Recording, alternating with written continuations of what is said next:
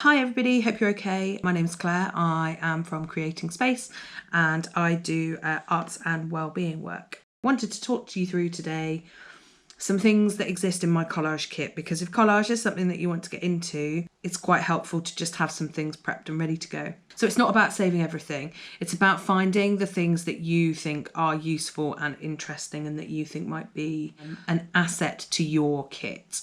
So it's quite a personal thing. Okay, so what I wanted to do was I wanted to talk you through some of the recycle papers that I keep in my kit.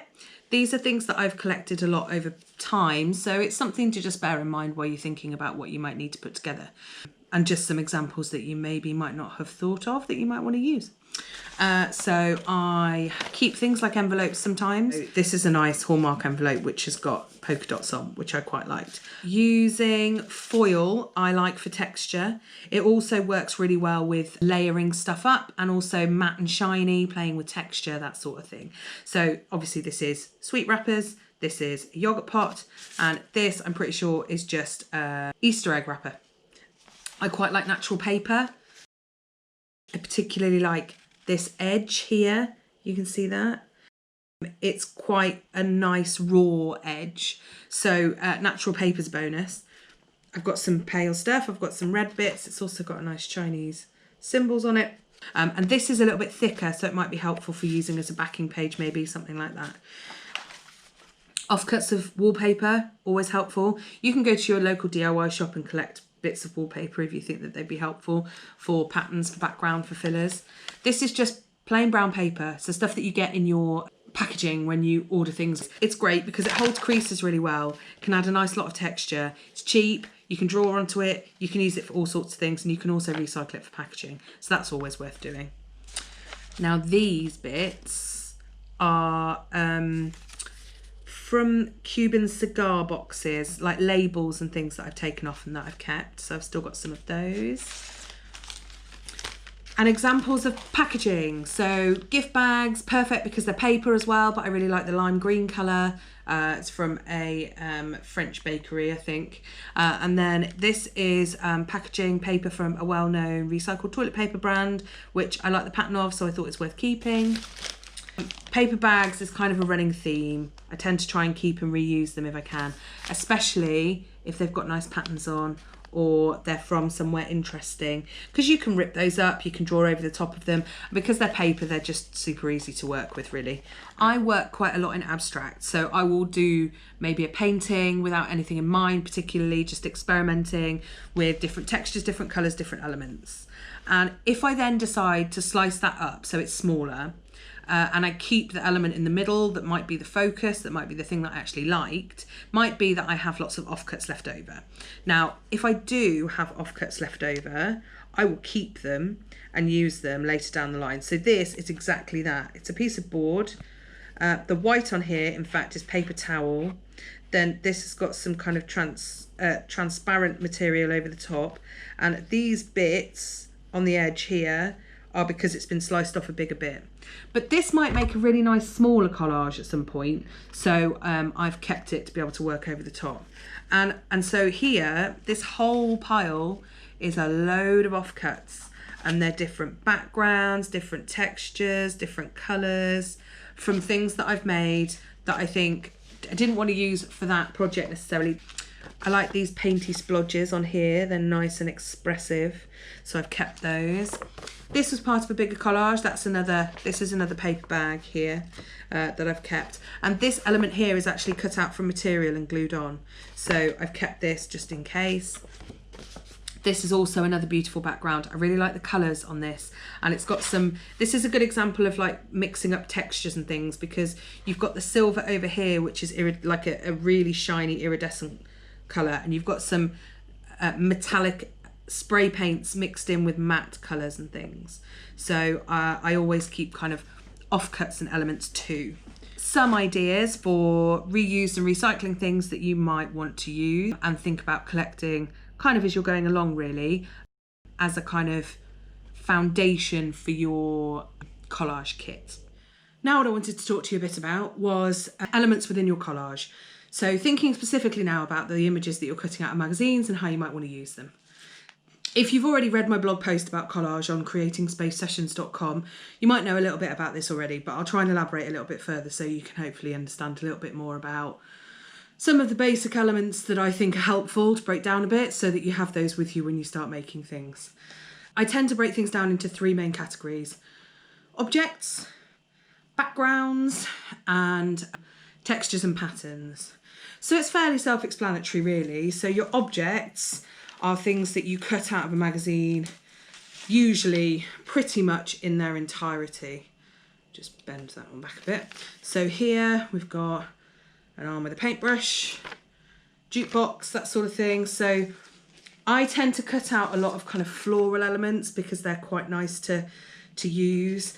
As far as other objects that I sometimes use, I do sometimes use bought items. So these are moths and the images I purchased off Etsy, and I've gone to my local printers to print them off.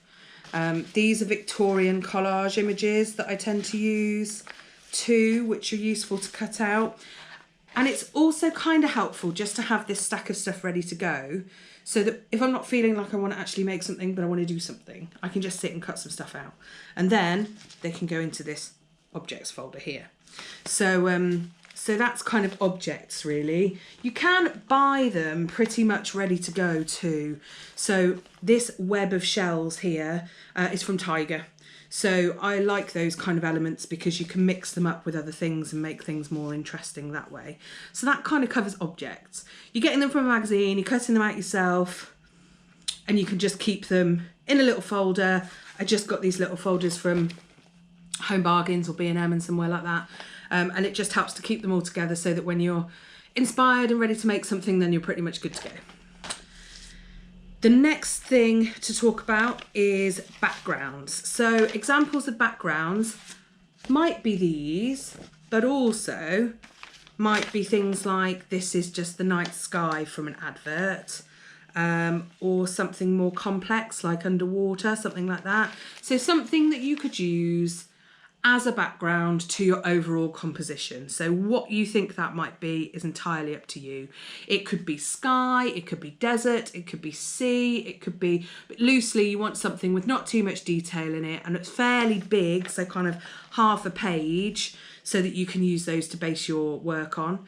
Don't forget, you can always blow them up. You can make them bigger, you can make them smaller. If you're lucky enough to have a printer, you might be able to do that at home. You can use a photocopier in your local library to get them bigger or smaller, or go and speak to your local friendly printers and try and get them to do some enlarging work for you. I'm sure they'd be happy to oblige. And then the last one is textures. Now textures are one of my favourite things to collect just because they're so fun. So this one is nice. This is like sprinkles. I've got some glittery gold curtain, which is nice. But you see, if you put glittery gold curtain up against actual glittery gold foil, you see the difference that you still get, even though these are just gold elements, that they're still very different to one another. So that's interesting and worth hanging on to. Rocks, always useful. So your patterns, you're basically looking to use these as fillers. So you can use these to block out areas, you can use these to just fill gaps, you can use them for whatever it is that you want to use them for really. I've got some floral patterns here. It might just be a colour. It might just be that's quite a nice one with different paint palettes and things. So it doesn't really matter what these are. This one is just purely just a bit of pink that I might be able to use to fill in a gap somewhere that might be helpful. Rocks are pretty good. Sand is pretty good. Anything like that is worth using and keeping. So it's just to give you an idea, when you're flicking through your magazines and you're thinking, I'm not really sure what I want to keep, I'm not really sure what I need to use. And if you keep those three things in mind, flick through a couple of different types of magazines so that you can combine your pictures together. So, for example, a food magazine, a hobby magazine, and a women's magazine will give you really, really very different pictures. So that's something to think about. So I hope you found some of this information helpful. You don't need to go out and buy lots of things. It's really accessible. It's a kind of easy way to get started, and it's also really personal to you. But once you start kind of collecting things and getting yourself together, a really inspiring kit, a really inspiring, pile of papers that looks a bit like my desk here, then that's a really great starting point for you to do whatever it is that you want to do. Just maybe look at things in a different way and think, actually, I like that. You don't even need to know why. Just think, I like that, I'm going to keep it. And then you can start to get yourself something together like this. I'm going to put the blog post in the comments underneath as well. So if you want to see the original post where this kind of came from, then you'll be able to read up on that too. If you like this, give us a subscribe. If you are interested in knowing more, then I'll do more videos about this. Any questions, any comments, post them below, and you can speak to me through the Creating Space Sessions social media. But in the meantime, take care, and I hope this helps you to get creative. Bye.